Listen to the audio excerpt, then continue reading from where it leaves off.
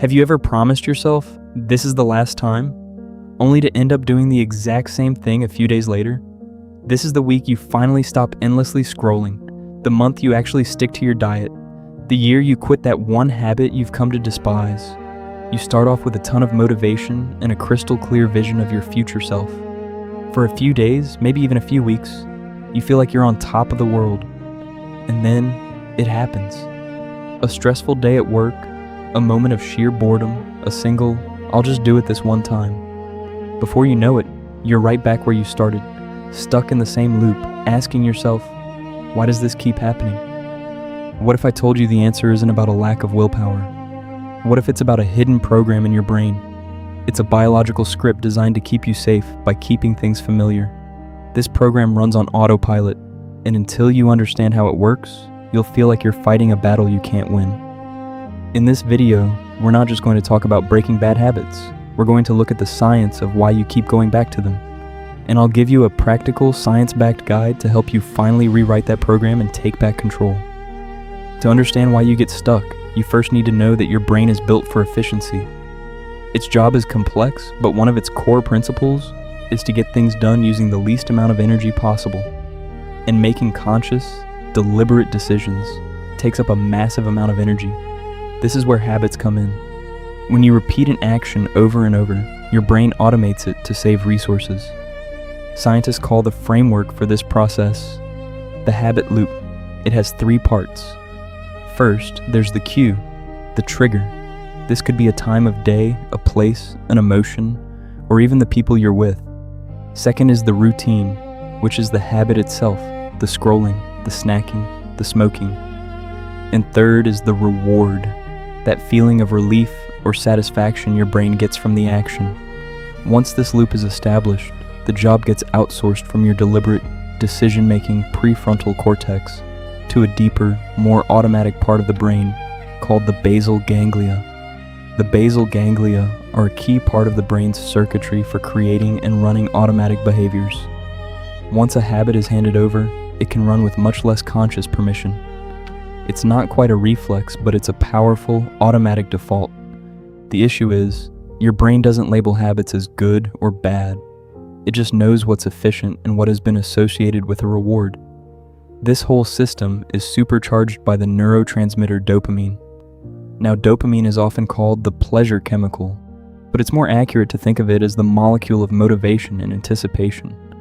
When your brain anticipates a reward, it releases dopamine, which strengthens the neural pathway for that habit and tells your brain, pay attention.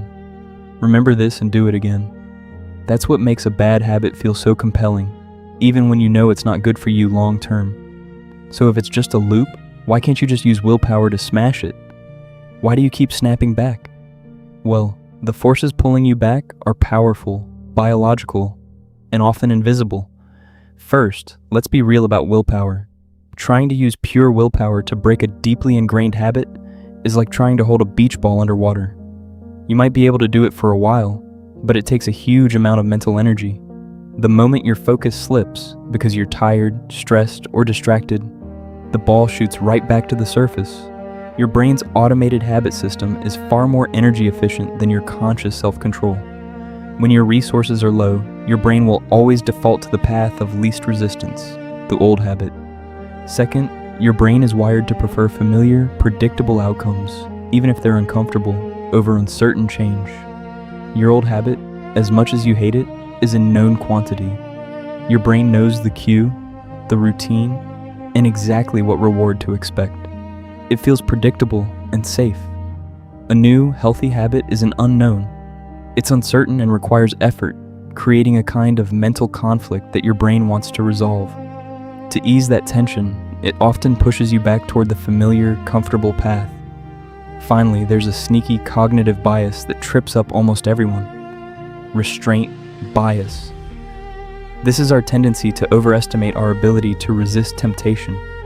You think, I've been so good for 2 weeks, I can definitely just go to the bakery and not buy anything. Or, I'll just have one drink with my old friends. But this overconfidence makes you expose yourself to the very cues that trigger your autopilot. Before you can even think, the old loop takes over. Even when you're making progress, your brain can throw a few curveballs your way. When you first try to quit a bad habit, you might experience what learning theorists call an extinction burst. This is when the craving for the old habit suddenly comes back with a vengeance. This is not a sign that you're failing. It's actually a sign that the old programming is being challenged. Your brain is sending out a desperate alarm signal, trying to get you to perform the old action that it has long associated with a reward. When you understand this, you can reframe it. That intense urge isn't a sign that you're losing control. Instead, you can tell yourself, this is an extinction burst. This is the feeling of the old pathway protesting the change. Another thing can happen. After a period of successfully avoiding a habit, your brain can become more sensitive to its triggers. The neural system becomes hyper-aware of the cue, making the urge feel even stronger when you finally encounter it again. The key is to anticipate this. Don't get caught off guard and mistake a newly sensitized system for a sign that all your progress is lost. So if you can't fight your brain with willpower, how do you actually break the cycle? You don't fight the system, you work with it. Your brain's ability to form new connections is called neuroplasticity, and you can use it to your advantage. Here's a step-by-step process. Step 1, become a detective of your own mind. You can't change a habit you don't understand. For the next week, your only job is to be an observer. Keep a small notebook or a note on your phone. Every time you catch yourself doing the bad habit, jot down the answers to these 4 questions. Where am I? What time is it? How am I feeling? Bored, stressed, lonely, anxious? Who is with me? This isn't about judging yourself. It's about collecting data. After a week, you'll have a clear map of your triggers. You'll start to see that your habit isn't random. It's a very specific response to a very specific feeling or situation. Step 2, redesign your environment. Willpower is a finite resource, but clever environmental design is powerful. The easiest way to break a bad habit is to make it invisible or difficult. You need to add what experts call friction. If you scroll too much on your phone, delete the app or log out of your accounts after each use. If you snack on junk food, don't keep it in the house. And do the opposite for your good habits. Reduce the friction. If you want to work out in the morning, lay out your clothes the night before. If you want to read more, put a book on your pillow. Make the good choice the easy choice.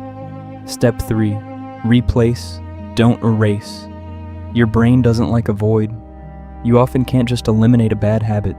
You have to replace it with a new routine that provides a similar reward. Look at the emotional trigger you identified in step 1. If you eat when you're stressed, your brain isn't just craving junk food, it's craving relief. So what's a healthier routine that can provide that same relief? Maybe it's a 5-minute walk, listening to a particular song, or doing some quick breathing exercises. A powerful tool for this is creating an if-then plan, a concept known as an implementation intention. The formula is simple. Basizing, if trigger, then I will, new routine. If I feel the urge to check my phone because I'm bored, then I will get up and stretch for 1 minute. If I feel stressed after a meeting, then I will walk outside and get fresh air for 3 minutes. This pre-made decision helps bypass your struggling willpower in the moment and gives your brain a clear, new instruction to follow. Step 4, shift your identity. The most powerful way to make change last is to tie it to your identity. The goal isn't just to stop smoking, it's to become a non-smoker. The goal isn't just to run a marathon, it's to become a runner. Every time you perform your new, positive habit, you are casting a vote for that new identity. Start small. If you want to become a reader, the goal isn't to read a book a week. The goal is to read 1 page a day. A small, consistent action is far more powerful than a grand gesture you can't sustain. It proves to yourself, on a neurological level, that you are the kind of person who reads every day. Finally, learn to reframe failure. You will slip up. It's pretty much inevitable. But a lapse is not a relapse. A slip-up isn't a failure, it's data. When you slip, don't fall into a shame spiral. Get curious instead. Ask what happened there? What was the trigger? What can I tweak in my plan for next time? Self-compassion isn't an excuse, it's a strategy. It lets you get back on track quickly instead of letting one mistake derail all your hard work. If this look into the science of habits was helpful, and you want more practical guides on how to understand your brain for a better life, make sure to subscribe. I release new videos just like this every week. And now, I'm curious, what is one habit you're working on changing right now? Let me know in the comments below. Reading through them is a powerful reminder that we're all on this journey together. Going back to a bad habit isn't a moral failing. It's a predictable outcome of a brain doing exactly what it was designed to do. Be efficient and seek out familiar rewards. You're not weak. You've just been playing a game without knowing the rules. But now you do. You know about the habit loop, the real role of dopamine, the traps like extinction bursts, and the power of designing your environment. You have the tools to stop fighting your brain and start working with it. The journey of change isn't about a sudden, dramatic transformation. It's about small, consistent choices. It's about replacing one tiny routine, redesigning one small part of your world, and casting one small vote for your new identity, day after day. That is how real, lasting change happens. That is how you finally break the loop.